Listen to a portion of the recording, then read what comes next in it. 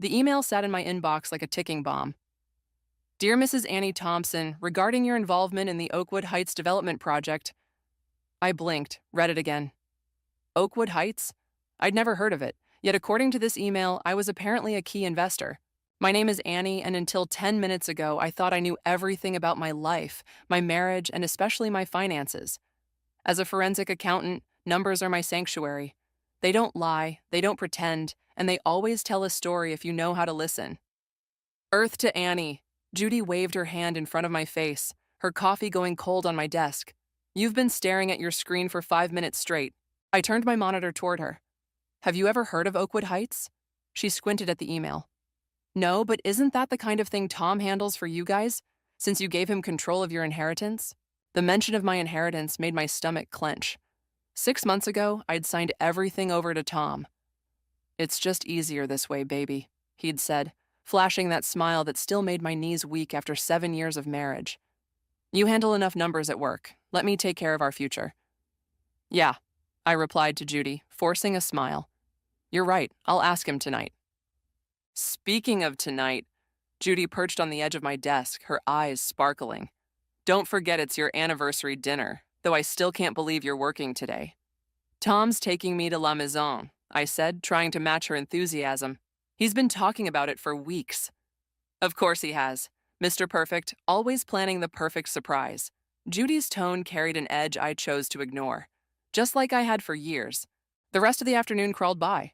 I couldn't focus on my cases. My mind kept drifting back to that email. At 5:30, I packed up, but something made me forward it to my personal account before logging off. Home was our dream house in the suburbs, all brick and columns and perfectly manicured lawn. Tom's Tesla wasn't in the driveway yet. I kicked off my heels and headed upstairs to change, but stopped at his home office. The door was usually locked, but today it swung open easily. I told myself I was just looking for documentation about Oakwood Heights. Nothing more. His desk was immaculate as always, but a file was sitting slightly askew in his otherwise perfectly aligned stack. The label read, Property Holdings, Q2. My hands shook as I opened it. Inside were property deeds, investment reports, and bank statements. Lots of them. My grandmother's inheritance had been substantial, nearly $2 million, but these numbers were far beyond that. And the dates. Some of these transactions predated my inheritance. Annie? Tom's voice boomed from downstairs. Baby, are you home? I shoved the file back, heart pounding. Up here, just getting ready. Well, hurry up, beautiful. I've got champagne chilling and reservations at 8. I rushed to our bedroom, mind racing. Tom appeared in the doorway, tall and handsome in his charcoal suit, holding 2 glasses of champagne. Happy anniversary, baby. Happy anniversary, I echoed, accepting the glass with trembling fingers. He pulled me close, nuzzling my neck. 7 years. Can you believe it? Sometimes it feels like yesterday, I said, and it was true. I could still remember our first date, how he'd charmed me with stories of his real estate empire, how he'd made me feel like the most special woman in the world. Get dressed, he whispered. I've got something big to tell you tonight. As I slipped into my black dress, my phone buzzed. Another email, this time from an address I didn't recognize.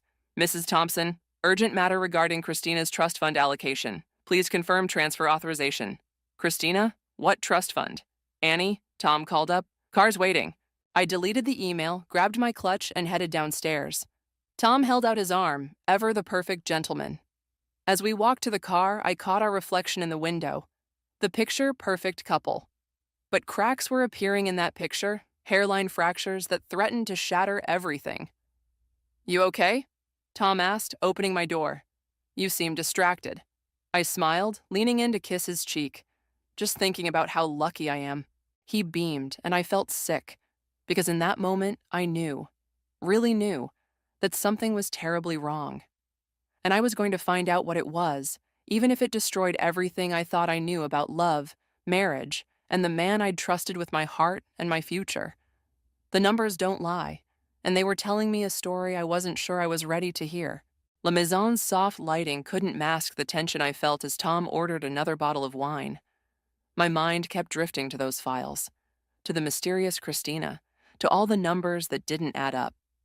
You're awfully quiet tonight, Tom said, reaching across the table to take my hand. Something on your mind? I squeezed his hand, buying time. Actually, yes. I got an interesting email today about Oakwood Heights. Ring any bells? His smile didn't waver, but something flickered in his eyes. Ah, that.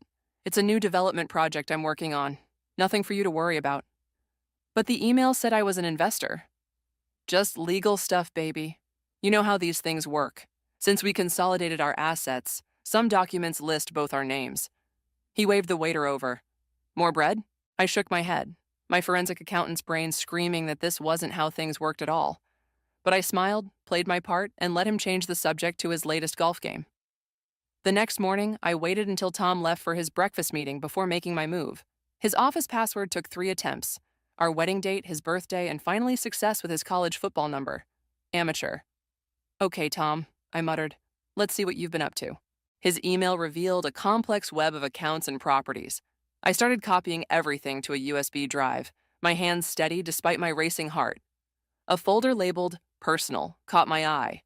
Inside were hundreds of receipts. Hotels, restaurants, jewelry stores, all in cities where Tom claimed to have business meetings. My phone buzzed. Judy. You okay? She asked without preamble. You looked ready to crack last night when you left work. Can you meet me? Now? Give me 20 minutes. Coffee shop on 4th? The cafe was quiet when I arrived. Judy was already there, 2 lattes waiting. I pulled out my laptop and showed her what I'd found. Holy shit, she whispered, scrolling through the documents. Annie, these transactions, they're not just shady, they're potentially criminal. Look at these dates. He was moving your inheritance money before you even signed it over. There's more. I pulled up the email about Christina. Who is she, and why does she have a trust fund connected to my accounts? Judy's face went pale. Wait here. She rushed to her car, returning with a stack of papers. I've been doing some digging since you mentioned the weird email yesterday. Found this in public records. My coffee went cold as I stared at the document. A property deed for a house in Riverside, purchased 3 years ago. Listed owners, Tom and Christina. I need to see this house, I said, standing up. Annie, wait. Are you coming or not? 20 minutes later, we parked across the street from a beautiful Victorian home. A woman about my age was in the garden, a toddler playing nearby. She had Tom's favorite flowers planted along the walkway, the same ones he brought me every Friday. That's Christina, Judy whispered unnecessarily. My world was spinning. A car pulled into the driveway, Tom's Tesla. I ducked down in my seat, watching as he got out, scooped up the laughing toddler, and kissed Christina like he'd kissed me last night. Drive, I choked out. Please, just drive. Back at my office, I locked myself in the bathroom and threw up. When I emerged, Judy was waiting with water and determination in her eyes. What are you going to do? I sat at my desk, pulled up my banking software. What I do best, follow the money. Annie, he's been playing me for years, Judy, years, using my inheritance, my trust, my love to build this alternate life. My voice was steady, surprising me. But he forgot one thing. What's that? I logged into the forensic accounting database. Numbers are my language, and his numbers, they're about to tell me everything. My phone lit up with a text from Tom. Working late tonight, baby. Don't wait up. Love you. I texted back, no problem, love you too. Judy raised an eyebrow. What? I said, already deep in financial records. He's not the only one who can play pretend. As the afternoon sun faded, patterns emerged in Tom's financial maze. Regular transfers, hidden accounts, properties under shell companies. Each discovery was a knife in my heart, but also a weapon in my arsenal. You know what you're doing could be dangerous, Judy said softly. If he's hiding this much, I looked up from my screen, something cold and hard settling in my chest. You know what's dangerous, Judy? Thinking you can steal from a forensic accountant and get away with it. Tom's about to learn that lesson the hard way. The numbers were telling their story now, loud and clear, and I was finally ready to listen. 3 days of playing the loving wife while digging through financial records had left me exhausted. I sat in my car outside Christina's yoga studio, watching her chat with other women after class. She looked so normal, happy, completely unaware that her life, like mine, was built on lies. My phone buzzed. Tom, miss you, baby. Dinner tonight? Can't. Girls' night with Judy, remember? Another lie to add to the pile between us. Christina walked to her car, and I found myself following her at a safe distance. She pulled into a high-end grocery store, the same one Tom claimed had the best steaks in town. My hands tightened on the steering wheel. Inside, I grabbed a basket and pretended to shop while keeping her in sight. She was in the produce section when someone called out, "Christina, how's my favorite client?" I ducked behind a display as a tall man approached her. His expensive suit and confident stride screamed business. "Joshua, what a surprise," Christina smiled. "Just picking up ingredients for Tom's favorite pasta. He's been so stressed about the Oakwood Heights project." I nearly dropped my basket. "Joshua, I knew that name from Tom's emails." "That man works too hard." Joshua laughed. "But the project's worth it. Biggest development deal of the year. Speaking of which, is he still planning to liquidate those trust holdings next week?" "I think so. He mentioned something about moving funds around. My inheritance. He was planning to move my inheritance." I followed Christina to check out, then watched her load her groceries. As she drove away, I approached Joshua, who was still examining wine bottles. "Excuse me," I said, channeling my inner airhead. I couldn't help overhearing, "You're in real estate?" He turned, all charm and perfect teeth. "Joshua Mills, Mills Development Group, always happy to meet a potential investor." "Actually, I'm interested in Oakwood Heights. I heard it's quite the project." His smile flickered. "Are you involved with the development?" "Not yet, but I'm very interested in the financial structure." He pulled out a business card. "Why don't you call my office? We can discuss opportunities." Back in my car, I Googled Mills Development Group. Their website listed Tom as a partner, something he'd never mentioned. I called Judy. "I need you to do something crazy," I said when she answered. "Crazier than stalking your husband's other wife?" "I need you to get me into a meeting with Joshua Mills." Silence. Then, "The real estate developer? How? You're still friends with his secretary, right? From spin class?" "Annie, please, Judy, I need to know what Tom's planning." She sighed. "Fine, but be careful. You're playing with fire." 2 days later, I sat in Joshua's plush office, wearing my sharpest suit and my game face. "Ms. Walker," he said, using the fake name Judy had given his secretary. "How can I help you?" "I'm interested in investing in Oakwood Heights. But first, I need to understand the current ownership structure." He leaned back, studying me. "That information is confidential." "Of course, but surely you can tell me about the trust fund allocations, the ones being liquidated next week?" His face hardened. "Who are you, really?" I stood, smoothing my skirt. "Someone very interested in Tom's financial decisions. Give him a message for me. Annie says hello." I was halfway to the door when he called out, "Wait." I turned. He looked shaken. "You're Tom's wife. But he told us you were aware of everything." "Did he? How interesting. What else did he tell you?" Joshua ran a hand through his hair. "Look, I don't want any part of whatever this is. But you should know, the trust liquidation, it's happening tomorrow, not next week." My heart stopped. "Thank you, Joshua." I drove straight to the bank, my mind racing. Tom had access to my accounts, but some things still required my signature. Unless... The bank manager's face told me everything before she spoke. "I'm sorry, Mrs. Thompson, but those documents were processed last week. Your husband had power of attorney." "Power of attorney?" My voice cracked. "That's impossible. I never signed..." She pulled up the document on her screen. There it was, my signature, perfectly forged. I stumbled out to my car and called Judy. "He forged my signature. He's taking everything tomorrow. Come to my house. Now." As I drove, my phone lit up with a text from Tom. "Surprise! Booked us a weekend getaway. Pack your bags, baby. Leaving tomorrow morning." Of course. He was planning to be gone when the transfers went through. My hand shook as I typed, "Can't wait. Best husband ever." The lies came so easily now. But tomorrow, everything would change. Tomorrow, Tom would learn that he wasn't the only one who could play this game. And I was playing to win. Judy's dining room table disappeared under stacks of documents as we worked through the night. Every bank statement, every property deed, every forged signature told another piece of Tom's story. "Look at this," Judy said, holding up a birth certificate. Christina's son. He's 2 years old. My coffee cup froze halfway to my lips. 2 years? That means he was sleeping with her before your wedding. The cup shattered against the wall before I realized I'd thrown it. Sorry, I whispered, but Judy was already cleaning up. Don't apologize. Break everything. You've earned it. My phone buzzed. Tom's hourly check-in. Almost packed, baby? Can't wait for our romantic weekend. I texted back a heart emoji, then turned to Judy. I need to get into that safety deposit box. The one you found the key for? It's at First National, box 2317. I pulled out Tom's bank records. He visits it every month, always after making large transfers. How are you going to access it? It's probably in his name. I smiled grimly.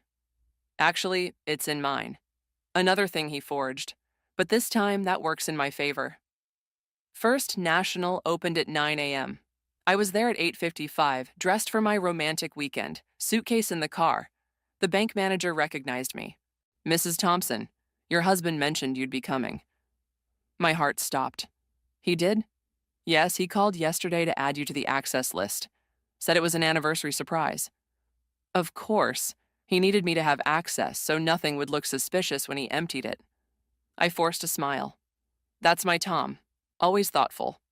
The box was larger than I expected. Inside, I found stacks of cash, multiple passports, some with Tom's picture under different names, and a USB drive. Could I have a moment alone? I asked the manager. To appreciate my surprise? In the private viewing room, I plugged the USB into my phone. Folders upon folders of offshore account details, property holdings, and emails appeared. But what caught my eye was a video file labeled Christina Wedding. My hands shook as I pressed play. There was Tom in a tuxedo, standing at an altar. Christina walking down the aisle in white. A different ring, a different ceremony, a different life, dated just 6 months after our own wedding. Mrs. Thompson, the manager knocked. Your husband is on the phone for you. I quickly copied everything to my phone, returned the USB, and closed the box. At the counter, I took the phone with steady hands. Hey, baby. Tom's voice oozed charm. Where are you? I'm about to head home to pick you up. Just finishing up at the bank. Had to deposit some checks before we leave. A pause. The bank? Which branch? The one near work. Why? No reason. See you soon, baby. I handed back the phone and walked calmly to my car. The moment I was inside, I called Judy. He knows. He's coming here. Get out now. Come to my place. And Annie? I called in that favor from my brother. Judy's brother was an FBI agent. When I arrived at her house, he was waiting with 2 other agents. Show them, Judy said. I connected my phone to Judy's laptop and displayed everything. The forged documents, the offshore accounts, the multiple identities, and finally the video. Mrs. Thompson, Agent Mike leaned forward. Your husband isn't just committing fraud. This is international money laundering. And that second marriage? That's bigamy. My phone buzzed. Tom again. Where are you? I'm at the bank, but they said you left. Another text followed. Baby, whatever you found, we can talk about it. I can explain everything. And another. Annie, think carefully about what you're doing. He's scared, Judy said softly. Good. I turned to Mike. What do you need from me? Everything you've shown us, plus your testimony.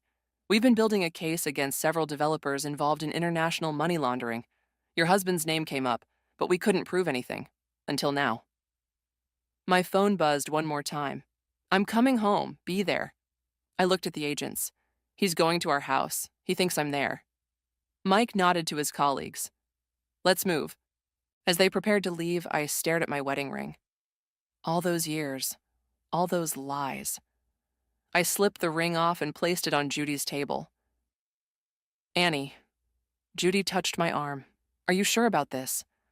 Once it starts, I thought of Christina's son, innocent and unknowing, of my grandmother's inheritance, meant to secure my future, now funding Tom's double life, of all the careful deceptions and casual cruelties. I'm sure, I said, and my voice was steel. It's time for Tom to learn that karma doesn't need to be patient forever. Sometimes karma just needs the right evidence. The FBI set up surveillance in our house while I sat at the kitchen island. exactly where a loving wife would wait for her husband. Agent Mike and his team were hidden throughout the house, recording devices ready. Just keep him talking, Mike had instructed. We need him to incriminate himself. The front door opened. Annie? Tom's voice carried that perfect mix of concern and authority that had fooled me for so long. Baby, are you here? In the kitchen. He appeared in the doorway, handsome and collected as ever, but his eyes darted around the room. You scared me, disappearing like that. Did I? I kept my voice neutral. Like you disappeared to Riverside every Thursday? He didn't flinch. Professional liar that he was. What are you talking about? Christina seems nice. Your son looks just like you. Now he flinched. Annie, let me explain. Explain what? The forged signatures? The stolen inheritance? Or maybe explain how you managed to marry her when you were already married to me. He moved closer, hands raised like he was approaching a scared animal. Whatever you think you found, it's not what it looks like. I had to make some complicated business moves to protect our future. Our future? I laughed. Or your future with Christina. Christina means nothing. She's just part of a business arrangement. Does she know that? Does your son know that? His face hardened. You've been going through my things. Actually, I've been doing my job, following the money. You remember what I do for a living, right? Or did you forget while you were busy stealing my inheritance? I didn't steal anything. He slammed his hand on the counter. Everything I did was to build something bigger. For us. For us? Tell me about Oakwood Heights, Tom. Tell me about the offshore accounts. His eyes narrowed. What did you do? Nothing yet, but I have copies of everything. The forged documents, the fake passports, the second marriage certificate. One call and it all goes public. You're bluffing. I pulled out my phone, showed him the files. Want to bet your freedom on that? He changed tactics, his voice softening. Baby, listen, we can fix this. I'll sign everything back over to you. We'll start fresh. Like you promised Christina? She means nothing. He reached for me. You're my wife. I stepped back. So is she. It's not legal, just a ceremony to keep her family happy while I close some deals. And the baby? A mistake. One I've paid for. He moved closer. Annie, please. Think about what you're doing. If this gets out, everyone gets hurt. Christina, the baby. Do you want that on your conscience? That hit home. Christina was as much a victim as I was. But then I remembered the birth certificate date. She'd known him first. He'd married me while already involved with her. You're right, I said softly. Christina and your son don't deserve this. Hope flickered in his eyes. Then let's talk. Just us. We can work it out. No, Tom, we can't. Agent Mike stepped out of the shadows. Thomas Thompson, you're under arrest. Tom's face went white. You didn't... She did, Mike said, producing handcuffs. And we have everything on tape. 2 more agents appeared. Tom looked at me, and for the first time, I saw real fear in his eyes. Annie, please. I love you. No, I said quietly. You love winning. You love control. But you never loved me. As they led him away, he called back, What about Christina? What about my son? I waited until he was gone before answering softly. They'll be better off without you. We all will. Judy emerged from the living room where she'd been waiting. You okay? No. I sank onto a kitchen stool. But I will be. My phone buzzed. A text from an unknown number. This is Christina. We need to talk. Judy read over my shoulder. Are you going to meet her? I stared at the message, thinking of the woman in the garden with her toddler, living her own version of my lie. Yes, I said finally. She deserves to know everything. And then what? I looked around at my perfect kitchen and my perfect house, all bought with lies and stolen dreams. And then I'm selling this house, starting over. Maybe help other women learn to spot the signs I missed. The signs you caught, Judy corrected. You brought down his whole operation. Yeah, I managed a small smile. Turns out karma doesn't need patience when it has a forensic accountant on its side. My phone buzzed again. Christina setting up a meeting for tomorrow. Want me to come with you? Judy asked. I shook my head. No, this is something I need to do alone. Besides, I added, I have a feeling Christina and I have a lot to talk about. starting with how we're going to rebuild our lives after loving the same liar. The sun was setting outside, painting the kitchen gold. For the first time in days, I felt like I could breathe. The truth was out, the lies exposed, and tomorrow would be different. The cafe where Christina suggested we meet was halfway between our houses. Our real houses, not the fake life Tom had constructed. She was already there when I arrived, her son asleep in a stroller beside her. "I wasn't sure you'd come," she said as I sat down. "I wasn't sure you'd want to see me." A waiter approached. We both ordered coffee, strong and black. When he left, Christina leaned forward. "How long have you known?" "About a week. You?" "The FBI showed up at my door last night." She twisted her wedding ring, identical to the one I'd taken off. "They showed me everything. The other properties, the fraud, you—" Her voice cracked. "I had no idea you existed. I didn't know about you either. But you figured it out. You caught him." "I'm a forensic accountant. Numbers are what I do." She reached into her bag, pulled out a stack of papers. "Then maybe you can help me understand these. They're from my bank accounts. The FBI says most of the money is from illegal activities." I glanced at the statements. The same patterns I'd found in my accounts jumped out immediately. "He moved money between Shell's companies," I explained, "made it look like legitimate business transactions, using my name, my signature. Mine too." Her son stirred in the stroller. She reached out automatically, soothing him with a gentle touch. "James," she said softly. "That's his name. Tom insisted on it, said it was his father's name." His father's name was Robert. Christina's hand froze. Everything was a lie, wasn't it? "Down to the flowers he brought us. Same kind, same day of the week." She laughed, a harsh sound. "Friday afternoons. Peonies." He really wasn't very creative. Our coffee arrived. We both stared into our cups, the weight of shared betrayal hanging between us. "What happens now?" Christina asked. "The FBI is freezing all his assets, but anything we can prove was legitimately ours, we can keep." "I don't want his money. Neither do I, but—" I nodded toward James. "He deserves security. They're saying Tom could face 20 years. More, probably. The international accounts complicated things." Christina's phone buzzed. She checked it, her face hardening. "His lawyer, again, wants me to help build his defense." "What are you going to do?" "Tell the truth, that I was as fooled as you were." She looked up. "Unless you need me to say something else?" I shook my head. "The evidence is enough. Your testimony would just be confirmation." James woke up then, his sleepy eyes so much like Tom's it hurt. Christina lifted him, and he snuggled into her shoulder. "I'm selling my house," I said suddenly. "Starting fresh. I can't afford to keep mine. Not without—" She trailed off. "I might have a solution." I pulled out my laptop, showed her what I'd been working on. "My grandmother's inheritance? What's left of it? I'm using it to start a foundation. For women like us, people who've been financially manipulated or defrauded." "A foundation?" "Education, legal support, emergency housing. The FBI says there are more victims out there. Other women Tom scammed." Christina was quiet for a long moment. Would you need help running it?" "Actually, I was hoping you'd say that. You have a business degree, right? How did you—" "Found your LinkedIn. Did some background checking. Hope you don't mind." She smiled, a real smile. "Once a forensic accountant, always a forensic accountant?" Something like that. James reached for my hair, giggling. Christina gently pulled his hand back. "Sorry, he's grabby lately." "It's okay." I touched his small hand. "He's innocent in all this." "No one's innocent," a familiar voice cut in. We both looked up to see Judy standing there. "Except maybe him." "Judy," I started, but she cut me off.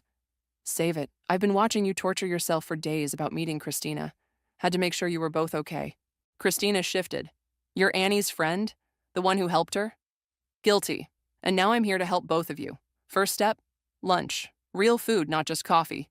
You two have a foundation to plan." As Judy pulled up a chair, I watched Christina settle James with some toys. Two women who'd loved and lost the same lie, sitting in a cafe, planning a future neither of us had imagined a week ago. My phone buzzed. A text from Agent Mike. Tom's talking, says he'll give up his international contacts for a deal. I showed the message to Christina. She read it, then looked at me with steel in her eyes. Let him talk, she said. We've got better things to do. Judy raised her coffee cup. To new beginnings? Christina and I lifted our cups. To new beginnings. And to karma, I thought. Sometimes it doesn't just balance the scales.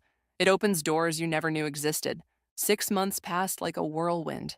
The foundation was taking shape, and Christina and I had developed a rhythm, working together to help other women while rebuilding our own lives. Then came the call we'd been dreading. The plea hearing is tomorrow, Agent Mike said. Both of you should be there. I glanced across our new office at Christina, who was bouncing James on her knee while reviewing grant applications. We'll be there. The courthouse loomed gray and imposing the next morning. Judy met us outside, coffee in hand. Ready? She asked. No, Christina and I said simultaneously. Inside, the courtroom was packed. Joshua was there, along with other developers caught in the FBI's net. Tom's lawyer bustled around, papers flying. Then they brought Tom in. Prison hadn't been kind to him. His designer suits were replaced by orange, his confident stride by shuffling steps. But when he saw us, that old charm flickered to life. Annie, he called out. Christina, please, can we— Mr. Thompson, the judge cut in. You'll refrain from addressing anyone but the court. The proceedings began. The prosecutor stood, listing charges that seemed endless. Fraud, money laundering, bigamy, forgery, international financial crimes. The defendant has agreed to provide information about his international contacts in exchange for consideration in sentencing, she concluded.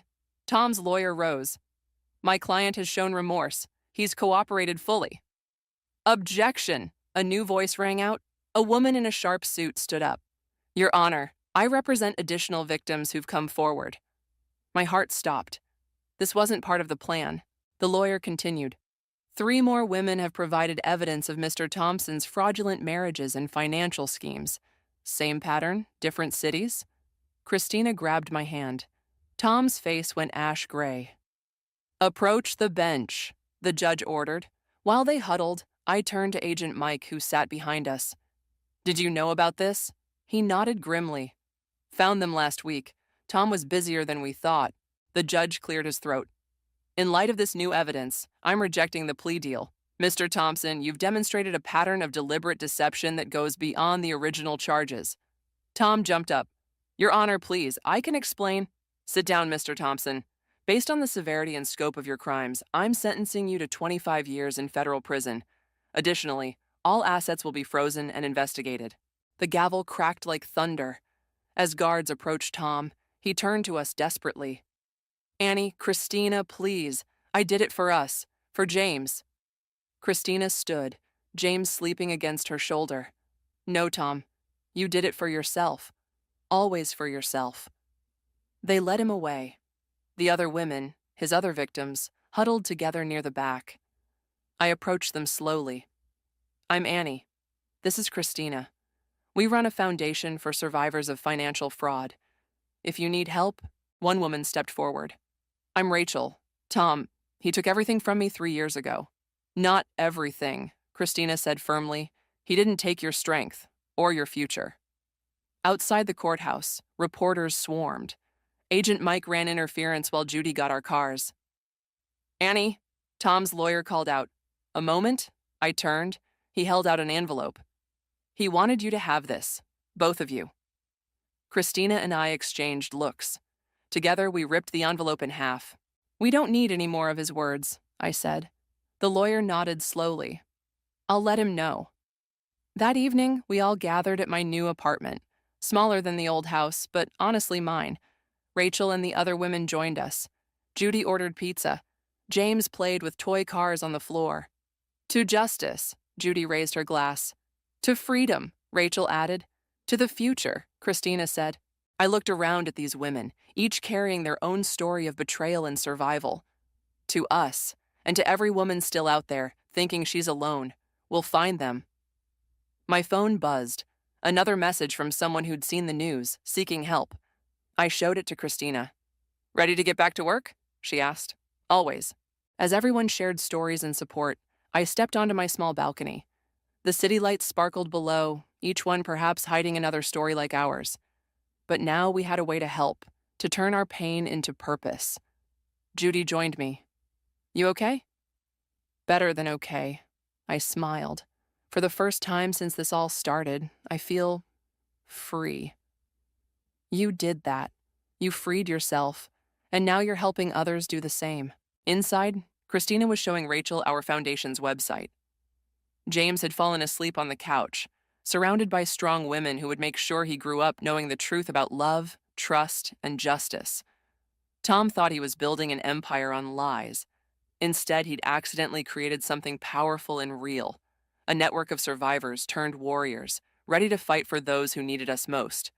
Karma had done its job. Now it was our turn to do ours. The Foundation's office buzzed with activity as I reviewed our latest case files. Rachel had joined our team full-time, her legal background proving invaluable. Christina managed operations while juggling preschool schedules for James. My phone lit up with a news alert. Developer Joshua Mills pleads guilty in international fraud case. Christina, I called out, look at this. She leaned over my shoulder, James coloring quietly at her feet. Another one down. How many does that make now? 7 of Tom's former associates. I scrolled through the article. Joshua's testimony implicated 3 more. Mom! James tugged at Christina's sleeve. Look what I drew. She knelt down to admire his artwork, a house with multiple stick figures in front. Who are all these people, honey?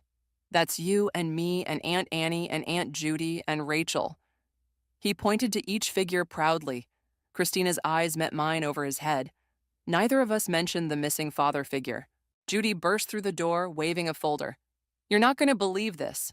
What now? I asked. Remember that safety deposit box? The one where you found the USB drive? She spread photos across my desk. The FBI just found more. Dozens of them, all across the country. Rachel joined us, examining the evidence. These could help us identify more victims. Already on it, Judy said. 5 women have come forward since this morning. My computer pinged. An email from Agent Mike. Need you at the prison. Tom's asking for you. Says he has information about offshore accounts we haven't found yet. Delete it, Christina said firmly. I shook my head. Those accounts could help his victims recover their money. Annie, Judy's voice held a warning. I'm not going alone. I looked at Christina. Coming? The prison visiting room was cold and sterile. Tom sat behind the glass, orange jumpsuit hanging loose on his frame. His eyes lit up when he saw us. Annie, Christina, thank you for... Save it. Christina cut him off. The accounts. Where are they? His smile faltered. I've had time to think. About everything I did, everyone I hurt. The accounts, I repeated. First, I need you to know... No. I leaned forward. You don't get to explain or apologize or try to manipulate us again. The only thing you get to do is help make this right. He stared at us for a long moment. Then, deflating, he recited account numbers and passwords. That's everything? Christina asked. Everything. He glanced at the guard, then lowered his voice. How's James? Happy, she said. Loved. Surrounded by strong women who'll make sure he never becomes like you. As we stood to leave, Tom pressed his hand against the glass. I really did love you both. No, I said quietly. You loved what we represented. Opportunities to take, lives to control. But we're not your opportunities anymore. We're your karma. Outside, Christina released a shaky breath. That's the last time. No more visits, no more messages. Agreed. Back at the office, Rachel had organized an impromptu support group session. Women sat in a circle sharing stories of betrayal and recovery. I thought I was stupid, one woman was saying.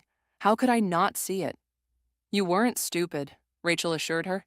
These men are professional manipulators, but you're stronger than their lies. James tugged at my sleeve. Aunt Annie, can we get ice cream? After the meeting, buddy. Why don't you show me more of your drawing? He pulled me to his coloring corner, chattering about his artwork. Christina watched us, smiling. He doesn't ask about Tom anymore, she said softly, because he has everything he needs right here. Judy appeared with fresh coffee for everyone. New client coming in tomorrow. Similar pattern to Tom's other cases. We'll be ready, I said. As the support group wrapped up, women exchanged phone numbers and hugs. One stopped by my desk. I was drowning before I found you, she said. Thank you for showing me I'm not alone. I handed her our foundation's card. You never were. And you never will be again. The setting sun painted our office golden. Rachel and Judy were planning tomorrow's cases. Christina helped James pack up his crayons. On my desk, a framed photo showed all of us at the foundation's opening, our chosen family, built from the ashes of betrayal. My phone buzzed.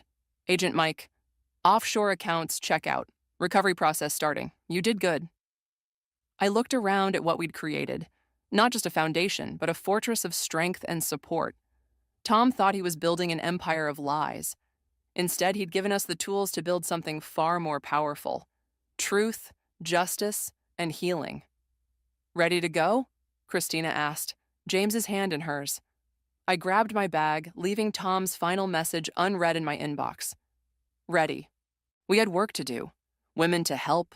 Lives to rebuild. And we'd do it together. Stronger than any lie. More powerful than any betrayal. That was the truest karma of all.